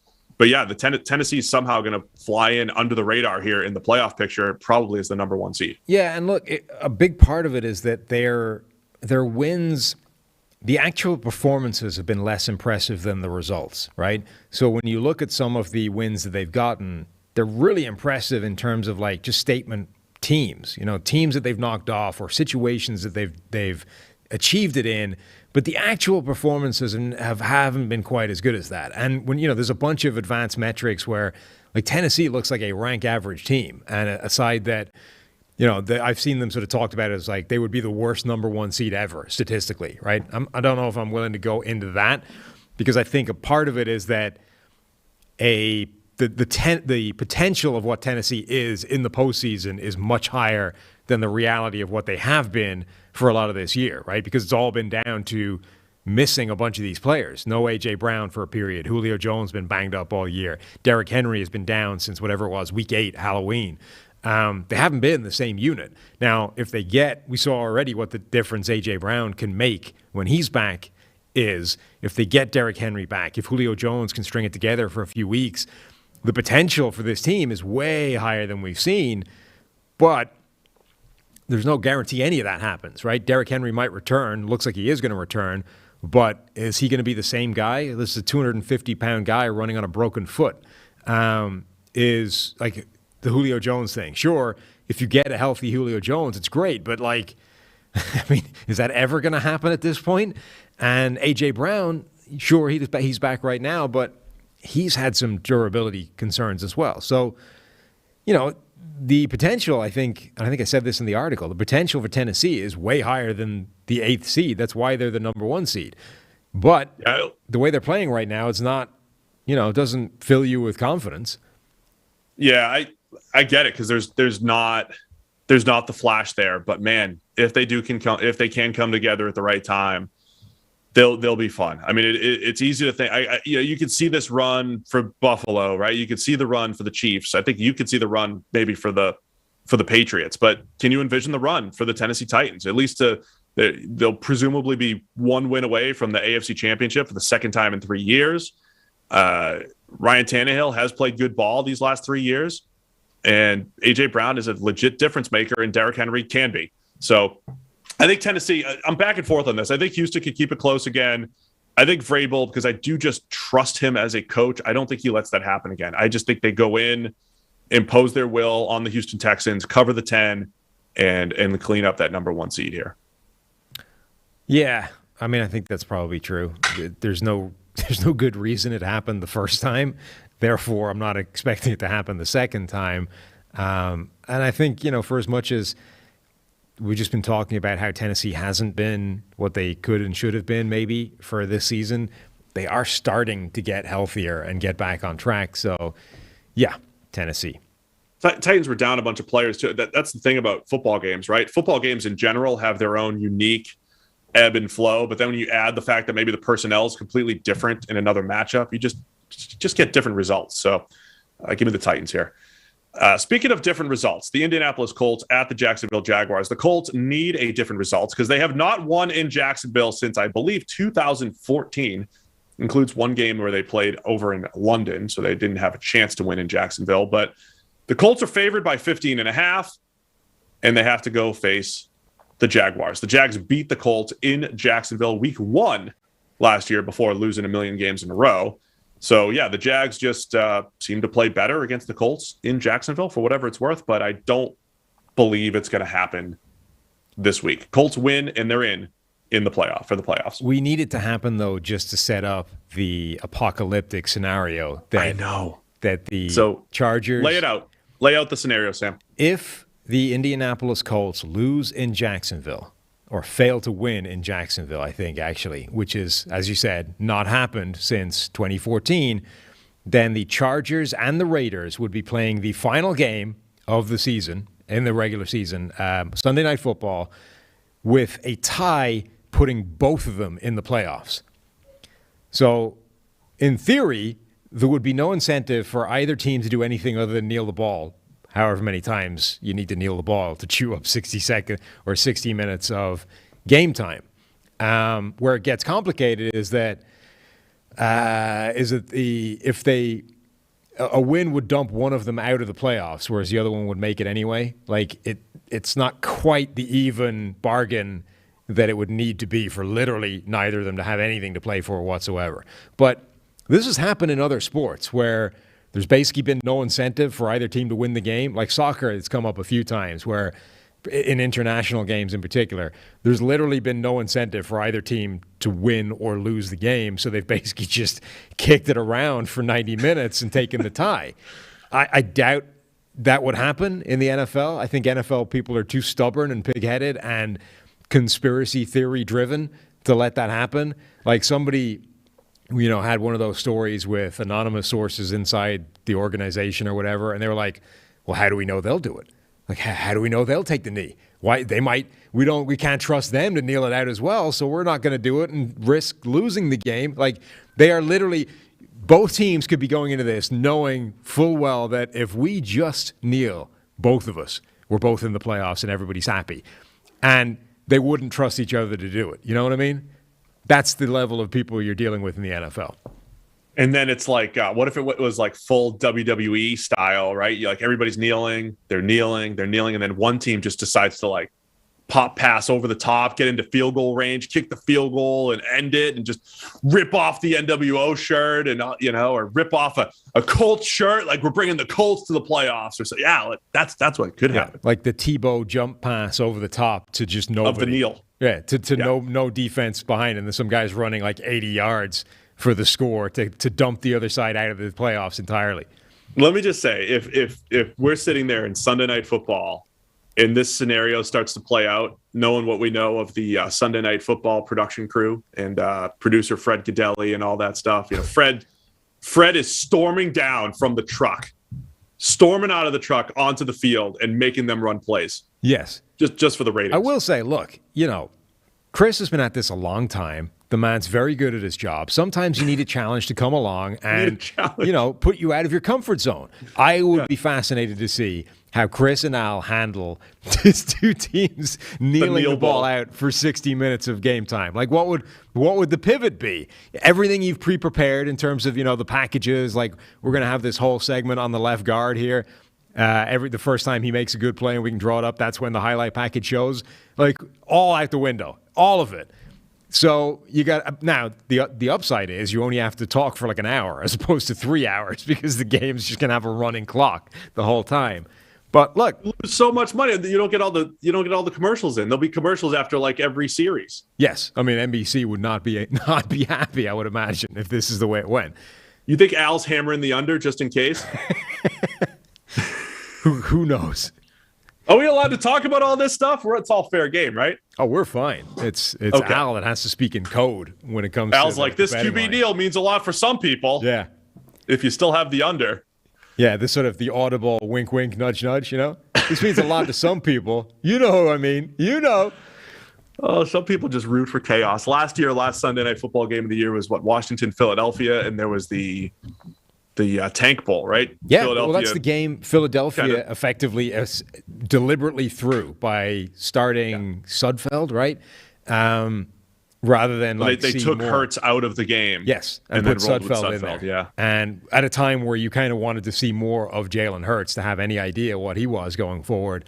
And instead, they effectively threw the game, picked up a better draft spot, acquired a first-round pick from Miami essentially because of doing that, with Miami's jumping around the trades and being able to get and jumping back up to get Jalen Waddle. So this is you've been one of those you can't tank, you can't foster a losing attitude kind of deals, and this is an example of it working. Now, to be fair, people left the building after that game. Like the head coach, he had a whole new regime. Right, the head coach is no longer the head coach. The quarterback is no longer the quarterback. Like things changed. On the other hand, it worked out institutionally. Like they're in the playoffs now, probably, and they're moving in the right direction. And they did that a lot because they were able to deliberately throw that game. Tanking for a half is different than taking for a season, though, Sam. I'm in on it for, it doesn't for apply a half. And it doesn't apply to either of these teams. So, no, it doesn't. Anyway, Colts and Jaguars.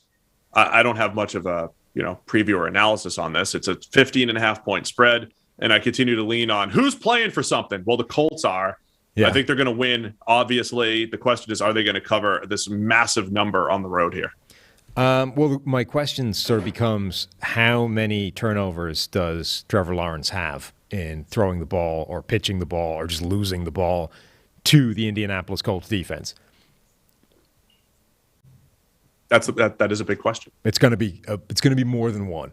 Remember this last game? You were so frustrated with the last time these two teams played. You're like, it doesn't make any sense. The Colts jumped out to a huge lead. Before you know it, in the fourth quarter, it's a one-possession game. Yeah. And Trevor Lawrence has a chance to lead a comeback, which he did not do. It felt like the Alabama-Cincinnati game in the college football playoffs, right? Where after like the first series, you're like, Alabama doesn't need to pass the ball. They could run the ball for 7 yards a carry all game long and just win by 25 without having to put the ball in the air. After the first drive of this game, the first time round, you're like, the Colts don't need to pass the ball today. They can run for 300 yards with Jonathan Taylor. They do not need to pass. Like, this is going to be a walkover. And then somehow it didn't happen. And the Jags were able to keep it closer than it should have been, and it was weird. Well, do you think they cover the 15.5 here, the Colts? Yes. Sure. Oh, Jacksonville are terrible. That is a huge road number. It is. But every time I've typed Jacks into this document, I feel like I go back and I don't bold it. I don't bold it as a win. Particularly for a team where, as you say, they haven't won in Jacksonville since 2014. Like, it isn't. There's a team with some history working against them, and the line is still 15.5. I'm gonna use the history here. Indy wins and the Jaguars cover. Boy, do they cover. See if we can get any other signs of life here from Trevor Lawrence. Pittsburgh Steelers at the Baltimore Ravens. Now, did you not cover that beautiful Steelers-Browns matchup in yesterday's game? You didn't do the Monday Night Football review in yesterday's podcast? Sorry. We did. Oh, I didn't listen to the whole thing. Oh, well, maybe do that before you start throwing accusations around. I asked. I just asked. We had an autopsy on one of the most depressing and ugly games you'll ever see. Oh, so bad. Now, I don't think I told the story about how I thought the end of the third quarter was the end of the game. So I get a text message with like 15 seconds left in the third. 50. Sam is 50 incredulous. seconds. 50. There was like a minute left on the clock. Whatever it was. Sam is incredulous. Why are they not stopping the clock? And then the next text, it's the third quarter. Yeah, so it was like the Browns scored and then they were kicking off. I'm like, I don't understand why teams ever kick it deep in this scenario. Like, you need to stop them either way. If you give up the first down, it's over. And then they run. I'm like, why are Cleveland not stopping the clock here? Why are they letting it run? And I was like, oh, you're kidding me. This is the end of the third quarter? There's a whole nother quarter of this crap to go? I thought the game was done. I've rarely been as sad during a game as discovering there was another quarter of this still to run, and we had 15 more minutes of this misery to go. It was incredible. Big Ben passing 46 times for about 120 yards. Never before done in NFL history. The two quarterbacks combined for the lowest yards per attempt in NFL history at that number of passes. everything about it was putrid and horrible. I was asked by Ramon and company too on radio today, which team would you really like to see in the playoffs that could make it, and which do you not want to see in the playoffs? So I was like, I'd like to see the Niners. They'll be exciting, can do some damage. They're still not in technically. Who would I not want to see? The Steelers. No bias or anything. It's just like, which team do you not want to have to tune into a playoff game for? It's probably the Steelers, right? As far as just excitement level, I don't care who makes it. God, just excitement level. Who wants to tune in to this Pittsburgh Steelers offense? If they were willing to go out like that in Roethlisberger's final home game, just like 1 million passes for 0 yards, if they're willing to do that for his swan song at home, can you imagine what a playoff game would look like with that team out there? It would be, I want no part of seeing that whatsoever. For the game, for the health of the game, the Pittsburgh Steelers should not make the playoffs. Yeah, I completely agree. But they still can. Yes, they can. They're 8-7-1. Mike Tomlin once again has another non-losing season, so that's exciting. 15 straight. We said it was happening, right? We said he's veering toward this. Winning games that they're not supposed to, and all that fun stuff. Pittsburgh scenario here: they need to win. They need Indianapolis to lose in that game that we talked about, and then the reason why Vegas and the Raiders and the Chargers could just try to tie is because that's the way that Pittsburgh would get eliminated. A tie is they would be the odd team out. Right. So here's the other thing too. Do you go with the long play here when you talk about NFL ratings? You just don't want to see the Steelers in the playoffs, so you sacrifice Week 18 Sunday Night Football game. You do the kneel thing just so that people don't have to see the Steelers in the playoffs. It's the long game for the ratings war of the NFL. Now, so the Steelers need to win. They need the Colts to lose in Jacksonville, favored by 15.5, and they need a winner in the Las Vegas Raiders, Los Angeles Chargers game. People also pointed out to me that, as great as the Mike Tomlin never having a losing season thing, 15 straight, Roethlisberger is working on 18 straight. Like, he had the 3 years before Tomlin arrived, none of which were losing records either. Like, the last losing record that the Pittsburgh Steelers had was the season that enabled them to get Roethlisberger in the first place. Then from that point on, the franchise, has not had a losing record. A game-changing selection, that 2004 draft. Big Ben, Eli Manning, Phillip Rivers, 3 awesome careers from all 3 guys. So, it's an end of an era probably for Big Ben here. So their playoff chances are slim. On the other side, they're playing Baltimore, who is also playing for their playoff chances. Baltimore's favored by 5.5 here. Baltimore can win or get into the playoffs. If they win, the Chargers need to lose. The Colts need to lose. And then the Dolphins need to either lose or tie against the Patriots. So now the Baltimore Ravens season has just fallen apart. Remember, they started out slow. They salvaged it, seemingly with an upset win against the Kansas City Chiefs. They were trending the number 1 seed at one point, right? And now back to fighting for their playoff lives, and they need at least 4 things to happen, including a win here against the Steelers. And the Ravens, for the 3rd consecutive week, we don't know if Lamar Jackson is going to be playing or not. Every week it seems like, maybe he'll play.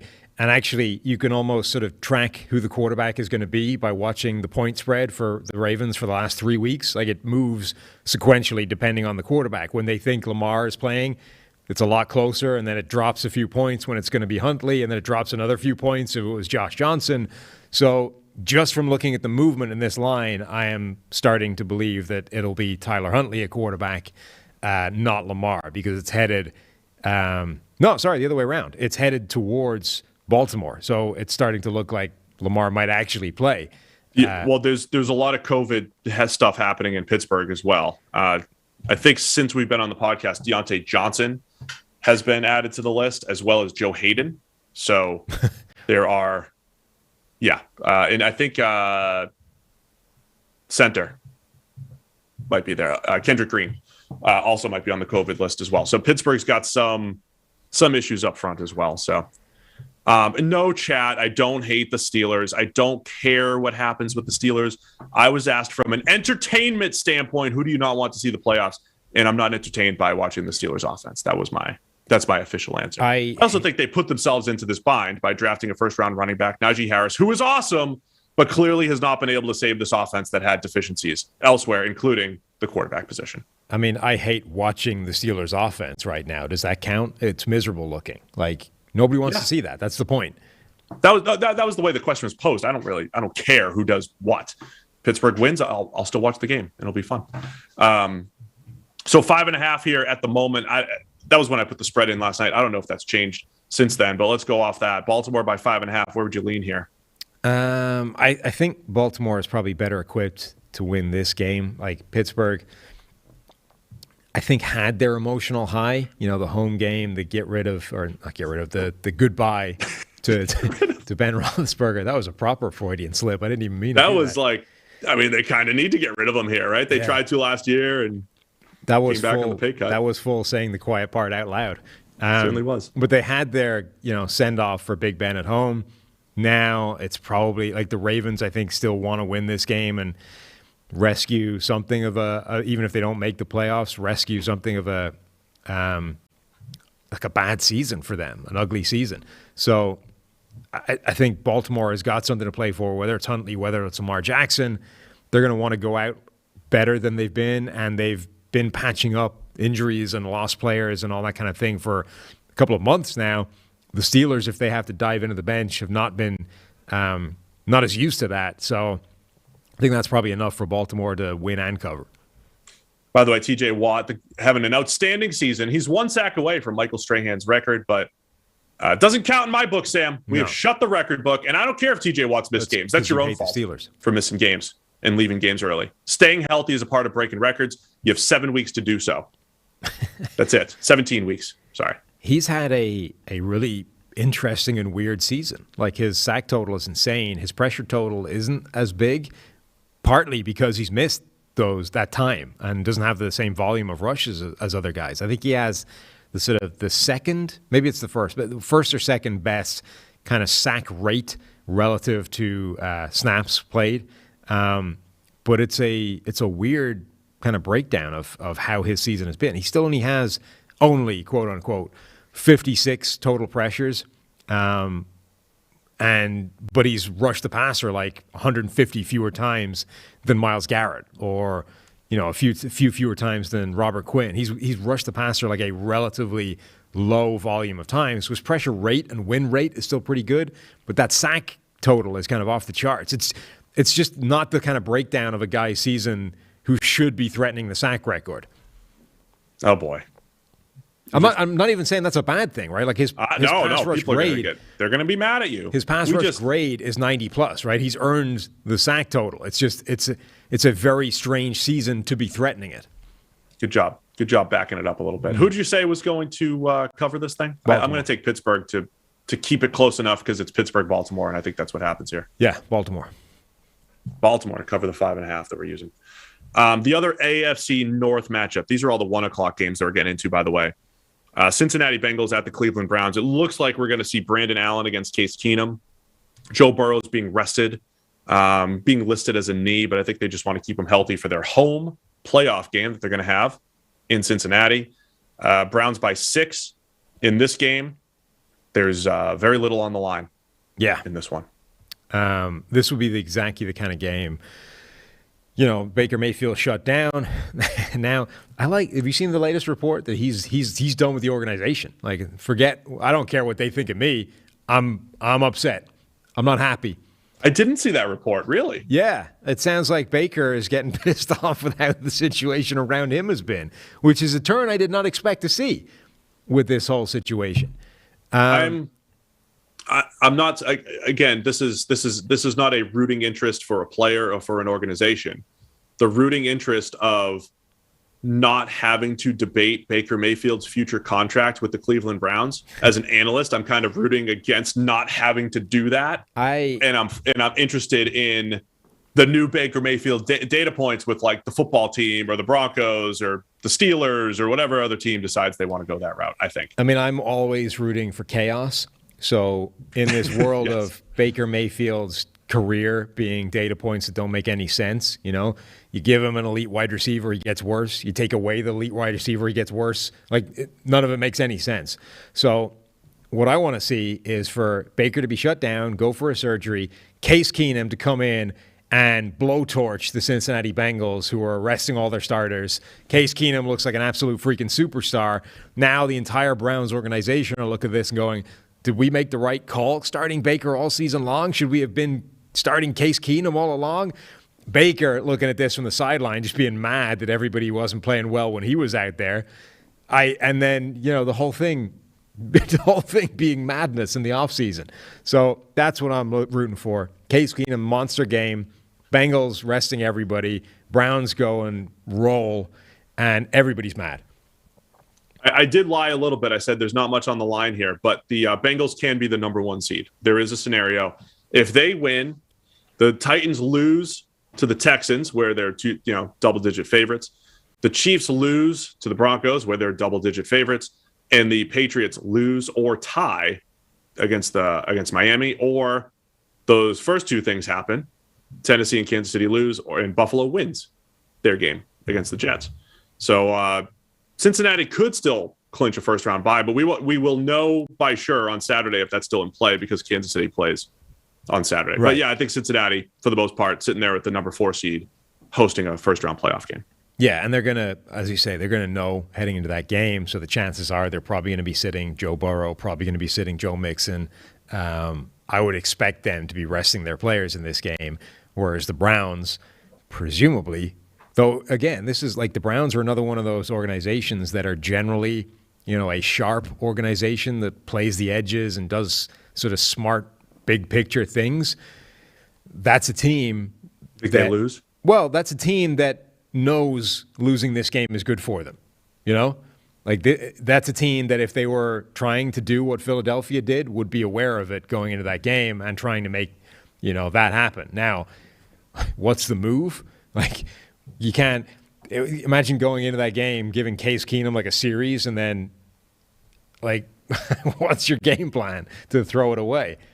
Well, if you want to do it full Eagle style, not only do you bring in Nate Sudfeld, you've got him like checking down on 3rd and 10. You're calling screens anytime. Yes, it's a pass. Yeah, I mean, you disguise it in the play calling and the personnel.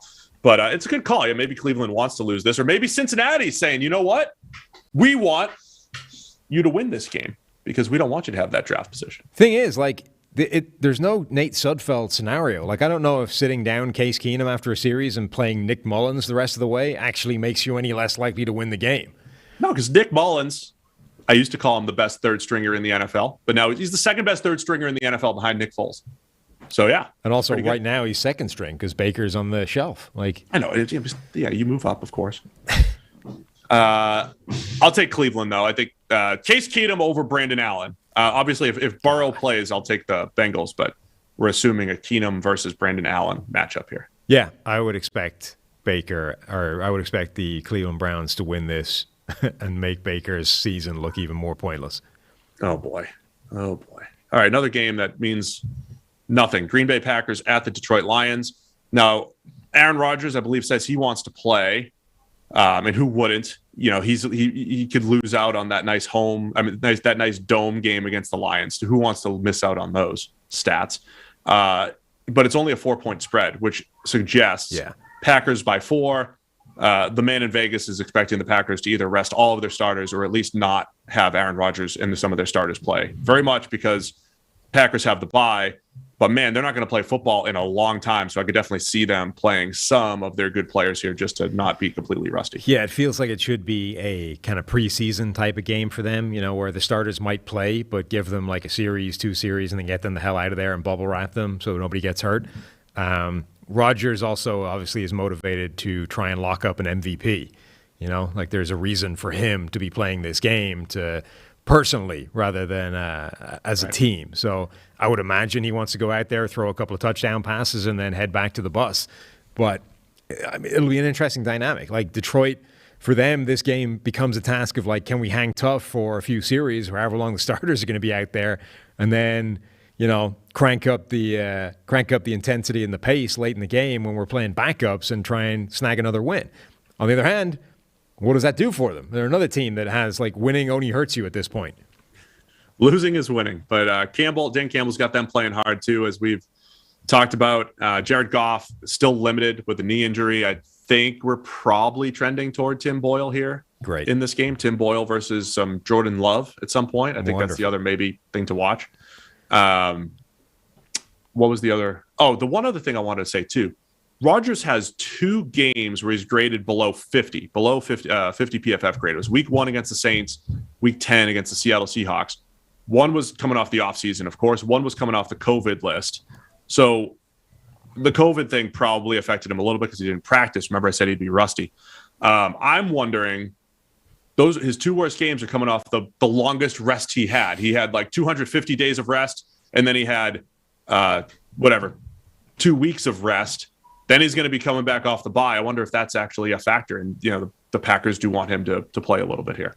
Not a man that responds to rest well. Is that's your yes, that's take? My very small sample size. Only this year, has nothing to do with previous years' analysis of Rodgers. Perfect. Don't let him rest. Love it. I think the Packers still cover this thing in the 4. I think if assuming their starters don't play a long time, I think the Lions probably beat Green Bay's backups. I think the Lions, they have been playing hard for Dan Campbell for better or worse. I don't think they'll try and lie down to improve draft position. I think Campbell is one of those guys that, like you, can't foster the losing culture. You got to win. You got to go down kneecap biting. I think they'll win assuming Green Bay doesn't leave those starters out for long enough to put it out of reach.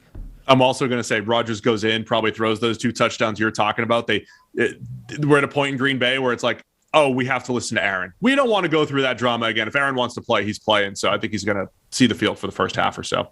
Give me the Packers to cover the 4. Chicago Bears at the Minnesota Vikings. Justin Fields back, Kirk Cousins back. Nothing matters. I'm just reading my notes here. Nothing matters. Who's going to win this game and by how much? I mean, yeah, this is a true game where it doesn't matter. We're just not putting analysis into this game, Sam. There's no analysis for this game. You saw that graphic, right, where it was like, this is what would have happened. This is the record of everybody if every 1-score game this team was involved in, the result had gone the other way, right? So essentially, how lucky or unlucky has your team been based off their record in 1-score games, which, there's this line of thought that suggests that, a sequence of 1-score games is effectively kind of lucky, right? It's the bounce of a ball. It's, they've gone your way, but in any other game, they could have easily gone the other way because you're talking about a couple of plays here or there. And there's some teams whose record swings wildly when you flip the results of all the 1-score games, meaning they've won a ton of those 1-score games or they've lost a ton of them. There couldn't be a more Minnesota Vikings stat or, data point that if you flip the result of every single 1-score game they've been in, their record is almost identical. It does almost nothing to their standing. It flips them, what are they, 7-9 right now? It just flips them from 7-9 to 9-7. Like they're still in this world of like mediocrity, either just in or around the playoffs, which is it's perfect. It's a perfect summation of where this team is. They're not riding luck one way or the other. This is who they are. I think where these 2 teams, the things that have linked them over this past year or so, Minnesota, remember, during draft time, was considering either drafting Justin Fields if he was there or even trading up for Justin Fields. They didn't do it. The Bears went and made the move. They draft Justin Fields. He's their quarterback of the future. We still don't know how good he is or how good he's going to be, but now we're heading to this offseason where both teams could have new coaches. We could have new front offices. We could have just a whole lot of new in Chicago and in Minnesota. So to me, that's the story of this game. Is it just could be the end of their current regimes, Mike Zimmer in Minnesota, Matt Nagy in Chicago, the front office and everything in both instances. So Minnesota favored by 4. I think they're a better team. They'll win in a 1-possession game, but by more than 4. I mean, Minnesota, what they have to play for is to prevent this whole thing being blown up in the offseason. Like, Mike Zimmer can't save that now. I don't know if he can. Like, Mike Zimmer is coaching for his job. Like Rick Spielman is hoping that he doesn't get tossed out with the bathwater. Kirk Cousins is the sort of the focal point of this, locked in, not being good enough world. So everybody involved in this game from a Minnesota Vikings point of view is like desperately hoping they can finish the season looking good and that the owner doesn't press the nuclear button and just blow the whole thing to kingdom come. The Bears are trying to sort of go, are we headed? Like, obviously, they're cleaning house anyway. Like, there's a pretty good chance Matt Nagy is not coming back next year. And who knows how extensive that clean out will be. But they're a team that hopes and thinks they have, like, the single most important piece of the puzzle in place in Justin Fields. Wait. Breaking news. The Bears have just placed Justin Fields on the COVID list. Okay. So he's not playing. I mean, it doesn't affect the Bears' future here, but no. I mean, but they're a team that sort of thinks that they have that piece in place. Apparently, we're not going to see him in this game, but for them, it's like it's a little bit like Detroit's. Show me who's part of this thing in the future, right? Try and convince, like Amon-Ra St. Brown for the Lions has had a chance all season long to raise his hand and say, I am a part of your rebuild in the future going forward. That's the only thing that the Chicago Bears are fighting for right now. Is like, somebody prove to me that you're part of the solution, not the problem going forward. So I think it's too late for any of that in Minnesota. I don't think you're saving anything in this game. Minnesota's going to cover. Where are you going with it? We'll use the 4, I guess. I don't know if the spread's even going to change if you have Andy Dalton under center. Well, critically, in order for the Vikings to maintain their comic sequencing of wins and losses, they need to win this game. Yeah. So if they win this game, that completes the perfect pattern. That makes them 8-9, and therefore that's what's going to happen. So they'll win the game, and then the question is, are they covering the point spread? And sure, why not? Sure. Yeah, they had. All right, Minnesota and Chicago. The other game that also doesn't matter, Washington football team at the New York Giants. Football team favored by 7. Giants are down to, is it Fromm starting this week? I mean, like it matters. Just give me a pick for this game. I'm not talking about it. They're both preparing, I believe, to play because... just pick a team and we'll move on. Washington. The Giants are like an absolute train wreck right now. If you tuned in for Washington versus Giants analysis, sorry, I apologize. On the other hand, like, first, because you tuned in for it. Mm-hmm. Secondly, because we didn't give you any of it. And thirdly, I promise we will spend oodles of time, hours, breaking down both of these teams during the offseason and their offseason. And additionally, look, you've been let down many times before by your team, so you should be used to it at this point. Yeah, that's great. That's great. Great answer. Oh, I've been let down by Steve and Sam. Well, you're used to it, so move on. Now, the other person that we let down is Chris. He made one request. That feels hey, more dangerous. If you could get Sunday Night Football at the top of the podcast, that'd be great. But here I am doing it kind of by order and relevance and all that stuff. And I thought the QB Neal Bowl, which we're all rooting for, should be last on this list. So, Chris, you can use the timestamps. You can click the game if you want some analysis on this. But, Sam, who do you think's better, Derek Carr or Justin Herbert at the victory formation, taking that knee? Because that could be what we see here Sunday night. You can't tell him to use the timestamps in the audio. Like, he's not going to know that until he gets to the point where he doesn't need the timestamps anymore. I'll text him. That's a thoroughly idiotic way of approaching this. If you need analysis on your game this week, please use the timestamps. It's a lot riskier, letting down Chris than it is letting down Washington and New York Giants fans. Like, in theory, that doesn't really affect us that much. Letting down Chris could affect us quite a lot. So it's a ballsy decision by you.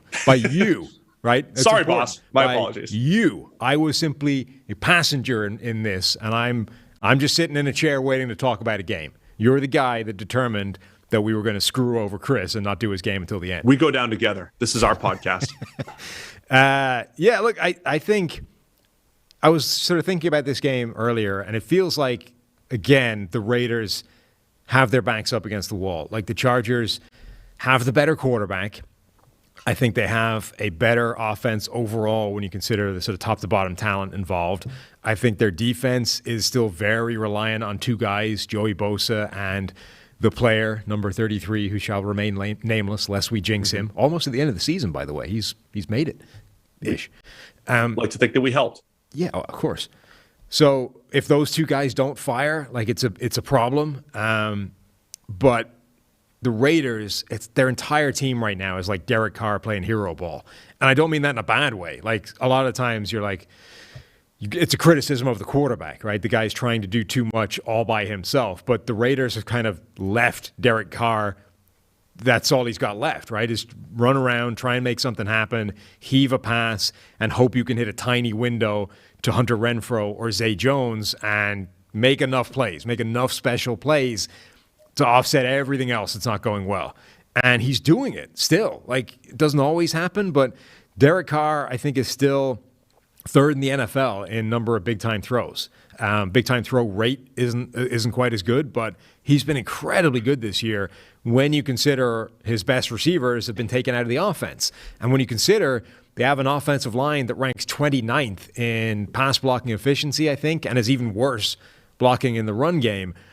So it feels like it's the Chargers' game to lose. The Raiders' backs are up against the wall. On the other hand, that's kind of been the case for half the season for the Raiders, and yet they keep clinging on to life and staying alive and staying, in contention in this thing. So I think the Chargers should win this game, but I wouldn't rule out one last sort of, surprise Raiders win. The Derek Carr, I always talked about the Derek Carr discourse being heated, right? Back and forth. He is currently number 10 in PFF's WAR, wins above replacement. For the third straight year, right now, he's ranking 10th. We might need to call, I always, we say it's top 8, right? Derek Carr really might be the new inflection point. He's at least the top 10 cutoff, right? Derek Carr is that guy, which makes him both intriguing, right? If you're Sean Payton and the Saints and there's, you don't know what's going to happen with the Raiders, you try to steal at Derek Carr. Like if you drop Derek Carr on the Saints and put him with Sean Payton, feeling pretty good about that. And then at other times, if you don't have a great situation, I don't know if you can, win with Derek Carr. But I'm impressed with what they've been able to do for the majority of this season, at least in the last couple of weeks. It looked like they were going to lose it. They're back. They're back in the mix here. Winner is in. We know that. The Raiders can still get in if the Colts have that upset loss against the Jaguars and then the Steelers lose or tie against the Ravens. The Chargers can only get in with a win here or the tie if all that other craziness happens. So that's why that's why it's the kneel down bowl thing is not going to happen, right? Because it's an unbalanced bargain. One team is more motivated than the other to do that.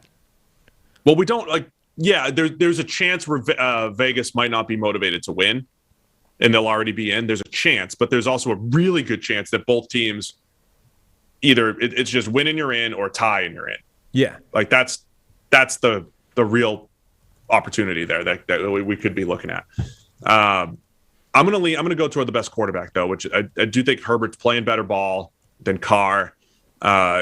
Again, I like their high-end playmakers on defense for the Chargers. Can't wait to see what they add this offseason there. But Herbert, and we'll see how aggressive he is. The Raiders' pass rush slowed down a lot these last few weeks. I think they need one of those.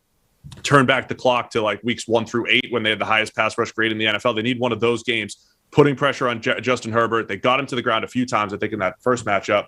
They're going to need to do that once again. Yeah, Crosby has a pretty good shot of leading the NFL in pressures this year. He is going to have a favorable matchup this week again because he goes up against the Chargers' right tackle as opposed to the left tackle, which certain other networks have suggested will be one of the matchups of the week. That's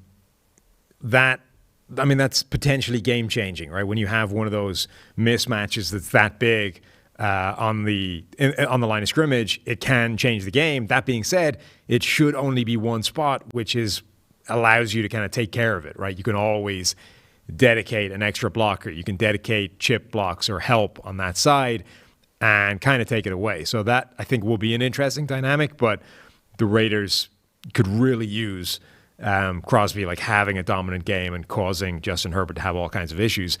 The problem, though, is like for the second consecutive year, Herbert's play under pressure has been nuts.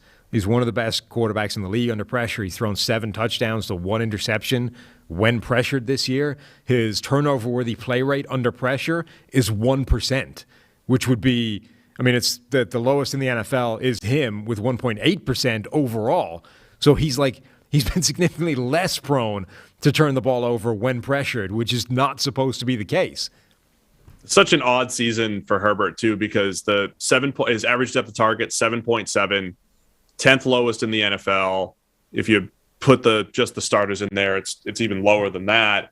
But Mahomes is in that territory, which is another weird dynamic. But yeah, that's not what you expect from Justin Herbert. But he's playing that game well, right? He's playing that part of his game well as far as taking care of the ball, which coincides with not throwing the ball down the field, but taking care of the ball, throwing the ball more accurately than we thought coming out of Oregon. So I like Herbert, the way he's trended. I think he's going to make some big plays because he does make them when he's given the opportunity.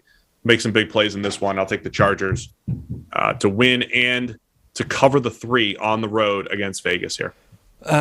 If they play football. Yes. For real. The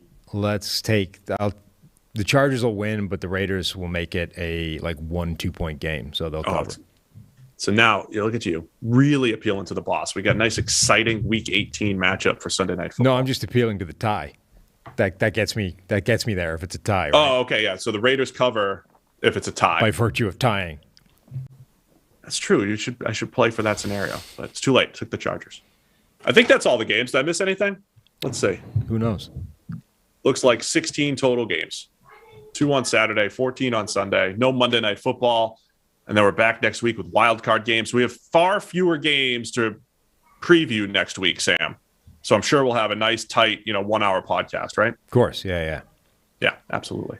Well, anyway, thanks to everybody for tuning in, not just this week, but this entire season, sticking with us for all of our previews, our reviews. Love just talking ball and, enjoying the feedback that we've gotten from you guys. NFL podcast at PFF.com. That's where you give us the feedback. But we get a lot of feedback from people that say, hey, I just found the podcast, or, you guys just helped me see the game differently, whatever it might be, or you guys are idiots. We get a lot of feedback all over the place.